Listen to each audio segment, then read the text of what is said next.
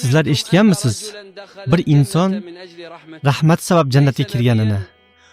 U na payg'ambar edi, na olim, na ulug' ibodat sohibi, balki oddiy bir inson edi.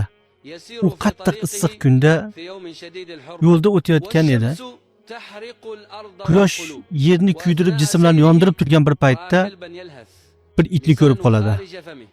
Qattiq chanqoqdan tilini chiqarib bir joyda aylanib yurar edi. Haligi odam to'xtadi, unga qaradi va his qildi. Bu chanqoq faqat itni tanasida emas, balki uning o'zini qalbi uchun ham sinov edi. Uning yaqinida chuqur, ya'ni bir quduq bor edi. U biroz ikkilandi, qo'rqdi, chunki quduq juda ham chuqur edi. Lekin o'ziga shunday dedi: buni ham Alloh yaratgan bir jonzot. Shunda u quduqqa sekin tushishni boshladi. Oyoq kiyimini suv bilan to'ldirib, katta mashaqqat bilan yuqoriga chiqdi. Yerga o'tirib suvni itni og'ziga yaqinlashtirdi. It suv ichdi, uni chanqog'i qondi, joni xotirjam bo'ldi.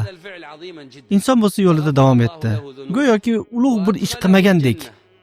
Lekin Allohning nazdida bu amal juda ham ulug' edi. Alloh taolo uni gunohlarini mag'firat qildi va uni jannatga kiritdi. Gapira olmaydigan bir jonga rahm qilgani uchun. Shunda Rasululloh sallallohu alayhi vasallam dedilar: har bir tirik jigarda, jonli mavjudotda savob bor. Buni hech qachon unutmanglar. Jannat eshiklari biz o'ylaganimizdek ham yaqin bo'lishi mumkin.